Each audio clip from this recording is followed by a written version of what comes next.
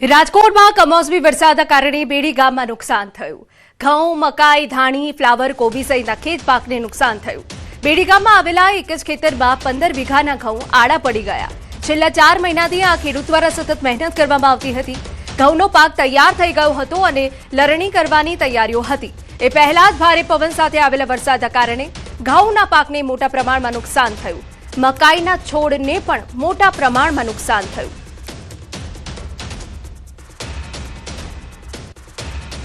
ગામમાં ઘણું નુકસાન છે, 50% ઉપર હશે। હા, ક્યાં પાક વાવતા હોય છે ગામમાં? ઘઉં, મકાઈ, કોબીજ, ફુલાવરો। કેટલા સમયથી મહેનત કરતા હો? આ અત્યારે 4 મહિનાની મહેનત છે। આ હવે આનું શું થાય છે? અત્યારે જે ઘઉંનો પાક ઢળી ગયો છે, હવે આ ઘઉં તડકા પડે પછી કેટલા ઊભા થાય? જો કે 100% નુકસાની છે, હવે આમાં કંઈ હાથમાં આવે એમ નથી। અને જે આ ઘઉં છે એનું અમે હાર્વેસ્ટર અથવા હાથેથી ગમે તે કાપણી કરશું ને તો પણ આના દાણા છે ને તમારે સાવ ખાવા લાયક ન રહે। રાજકોટ પંથકમાં પડેલા કમોસમી વરસાદે રાજકોટ શહેરના અને તેમજ આસપાસના ખેતરોમાં વિનાશના દ્રશ્યો વેર્યા છે। હું આપને સીધા દ્રશ્યો બતાવવા માંગીશ। આ છે ઘઉંનો પાક।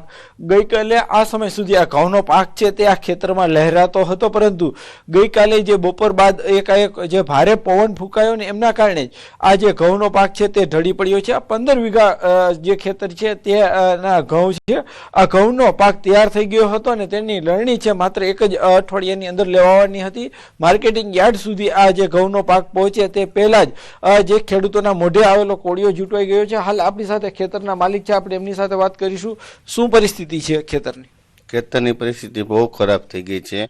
કાલે જે વરસાદ આવ્યો, અમારો 4 મહિનાનો પાક હતો એ બધો જમીન દોષ કરી નાખ્યો છે। અમારે નુકસાની બહુ આવી છે। આજે કેટલા વીઘામાં ઘઉં હતા અને કેટલા સમયથી તમે વાવેતર કરેલું હતું?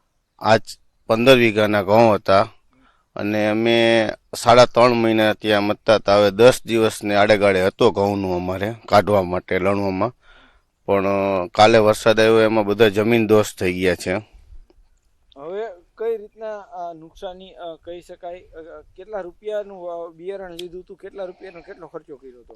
અમે આ વર્ષે 1000ના મણ લેખે બિયારણનું વાવેતર કર્યું હતું અને અમારે નુકસાની આશરે તો આ 15 વીઘાના ઘઉંમાં 5 થી 6 લાખની નુકસાની તો અમારે આશરે આવશે। જે રીતના અહીંયા જે ખેતર છે તેમાં મોટા પ્રમાણમાં નુકસાની છે। ખેડૂતો દ્વારા છેલ્લા 3.5 મહિનાથી તનતોડ મહેનત કરીને ઘઉંનો પાક લેવાની તૈયારીઓ કરવામાં આવતા હતા અને ખાસ કરીને જે રીતના વાત કરવામાં આવે તો અહીંયા શ્રમિક છે તેમના પણ હાલ બેહાલ થયા છે, કેમ કે આ શ્રમિકો છે તે બીજા અલગ અલગ જગ્યા દેશના અલગ અલગ રાજ્યોમાંથી આવતા હોય છે, અલગ અલગ જગ્યાએથી આવી અને જે છે મજૂરી કરતા હોય છે, પરંતુ અત્યારે જે રીતના નુકસાની તેમને પણ જે છે એ નુકસાની ભોગવવાનો વારો આવ્યો છે। ખાસ કરીને જે રીતના રાજકોટ પંથકના જે અનેક જે ગ્રામ્ય વિસ્તારો છે, બેડી છે તેમજ પરાપીપળિયા સહિતના આસપાસના અનેક ગ્રામ્ય વિસ્તારો છે કે જે જગ્યાએ અત્યારે ઘઉં, મકાઈ, ધાણી સહિતના જે પાક છે તેમને મોટા પ્રમાણમાં નુકસાન થયું છે। હાર્દિક જોશી, ન્યૂઝ 18 ગુજરાતી, રાજકોટ। સમાચારમાં આગળ વધીએ તો રાજ્યમાં વરસેલા કમોસમી વરસાદે ખેડૂતોના મોઢે આવેલો કોળિયો છીનવી લીધો, જેના કારણે જગતનો તાત ફરી એકવાર મુશ્કેલીમાં મુકાયો। અગાઉ મગફળીના પાકમાં નુકસાન વેઠ્યા બાદ ખેડૂતોને ઘઉંના પાક પર મોટી આશા હતી, પરંતુ આ માવઠાએ તમામ આશાઓ પર પાણી ફેરવી દીધું છે। ખાસ કરીને રાજકોટના બેડી અને જેતપુર પંથકમાં તૈયાર થયેલો ઘઉંનો પાક પવન અને વરસાદના કારણે જમીનદોસ્ત થયો। બેડી ગામમાં તો એક જ ખેડૂતના 15 વીઘાના ઘઉં આડા પડી જતા 4 મહિનાની સખત મહેનત એળે ગઈ। ખેડૂતોની હાલત હાલ જો ખેતરોની જોઈએ તો માર્કેટ યાર્ડોમાં પણ ભારે તારાજી છે। મહેસાણાની વાત કરીએ કે જ્યાં કમોસમી વરસાદી પરિસ્થિતિ વચ્ચે વિજાપુર એપીએમસી દ્વારા ખેડૂતોને રાહત દરે તાડપત્રીનું વિતરણ કરવામાં આવ્યું। પાકને બચાવવા માટે મોટી સંખ્યામાં ખેડૂતો તાડપત્રી લેવા વિજાપુર એપીએમસી ખાતે ઉમટી પડ્યા। ખાસ કરીને તમાકુ અને બટાકા જેવા પાકને સુરક્ષિત રાખવા ખેડૂતો તાડપત્રી લેવા પહોંચ્યા, ત્યાં લાંબી કતારો જોવા મળી। રાહત દરે મળતી તાડપત્રી ખેડૂતો માટે સહાયરૂપ બની।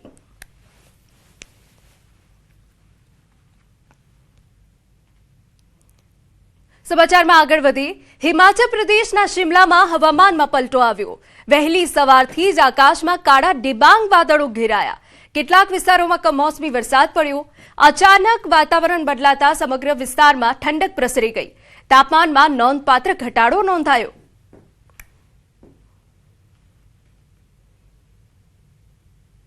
જમ્મુ કાશ્મીરના પૂંછ જિલ્લામાં બરફની ચાદર છવાઈ ગઈ. હિમવર્ષાથી ચારે તરફ સફેદીનો નજારો જોવા મળ્યો. રસ્તા અને મકાનો પર બરફના થર જામ્યા. ચારે તરફ મનોહર દ્રશ્યો સર્જાયા.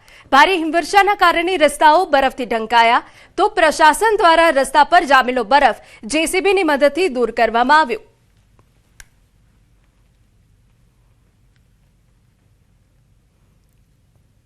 અન્ય મહત્વના સમાચાર પર નજર કરીએ. ખેતીમાં નુકસાનીથી કંટાળી અમરેલીના ખેડૂતે અનોખી માંગ કરી. જાફરાબાદના ટીંબી ગામના ખેડૂતે ગાંજાની ખેતી કરવા માંગ કરી. સરકાર પાસે માંગી ગાંજાની ખેતીની પરવાનગી. ખેત પેદાશોના નીચા ભાવ અને વધતા જતા ખર્ચ સામે ખેડૂતનો આક્રોશ. મોંઘવારી અને માવઠાના માર વચ્ચે જગતનો તાત લાચાર. ખેત પેદાશોના નીચા ભાવ અને વધતા જતા ખર્ચ સામે ખેડૂતોનો આક્રોશ સામે આવ્યો. નુકસાનીથી કંટાળેલા ખેડૂતે કહ્યું, જો દારૂ અને રિવોલ્વરની પરમિટ મળતી હોય તો અમને ગાંજો વાવવાની પરમિટ કેમ નહીં? ખેડૂતે સરકારના નીતિ નિયમો મુજબ ગાંજાની ખેતી અને વેચાણ કરવાની તૈયારી દર્શાવી. ખેતી હવે નફાનો નહીં પણ મજબૂરીનો વ્યવસાય બની ગઈ છે.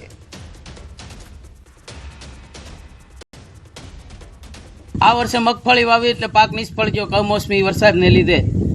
ત્યાર પછી મેં ઘઉં વાવ્યા હતા. આજે ઘઉં 430 થી માંડીને 450 સુધી ખુલ્લી બજારમાં વેચાય છે. ટેકાનો ભાવ આપે છે સરકાર, પણ ટેકો શરૂ થયો નથી. મજબૂરીથી ઘઉં મેં ખુલ્લી બજારમાં વેચ્યા છે.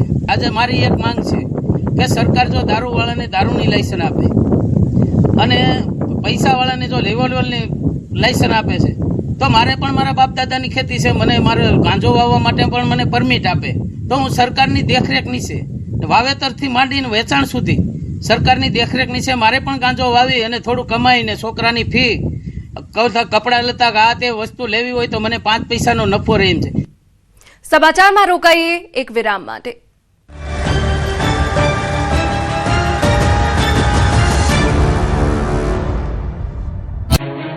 ગુજરાતમાં ગુરુવારે ગાભા કાઢી નાખે એવું માવઠું ત્રાટક્યું. આગાહી મુજબ તોફાની પવન સાથે કચ્છમાં ભર ઉનાળે કરા સાથે વરસાદ ત્રાટક્યો. કમોસમી વરસાદે કચ્છનો વારો પાડી દીધો. રાપર પંથકમાં ઠેર ઠેર વરસાદ સાથે કરા પડ્યા હતા. કરા પણ એવા પડ્યા જાણે કાંકરા પડ્યા હોય. રાપરના અનેક ગ્રામ્ય વિસ્તારમાં કમોસમી વરસાદથી ખેડૂતોમાં ચિંતા જોવા મળી રહી છે. મુંબઈ મોરાના વાડી વિસ્તારના દ્રશ્યોમાં જોઈ શકાય છે કે જાણે આકાશમાંથી પથ્થર પડતા હોય વરસાદ સાથે કરા વરસી રહ્યા છે. પૂર્વ અને પશ્ચિમ કચ્છના મોટાભાગના વિસ્તારોમાં વરસાદી માહોલ જોવા મળ્યો છે. કમોસમી વરસાદ અને કરા પડતા ખેતીના પાકમાં વ્યાપક નુકસાનીની આશંકા છે. જાણે ભાદરવો બેસી ગયો હોય તે રીતે તોફાની વરસાદ પડતા આ વિસ્તારના ખેડૂતોને રડવાનો વારો આવ્યો છે. સુસવાટા મારતા પવન અને રોડ પર વહેતા થયેલા પાણીના દ્રશ્યો કચ્છના લખપતના છે, જ્યાં પણ ગઈકાલથી વાતાવરણમાં પલટો આવ્યો. ગુરુવારે પણ સવારથી જ મિની વાવાઝોડા સાથે વરસાદ પડ્યો. લખપતના એકતાનગર, દયાપરમાં સવારથી જ મિની વાવાઝોડા સાથે વરસાદ જોવા મળ્યો.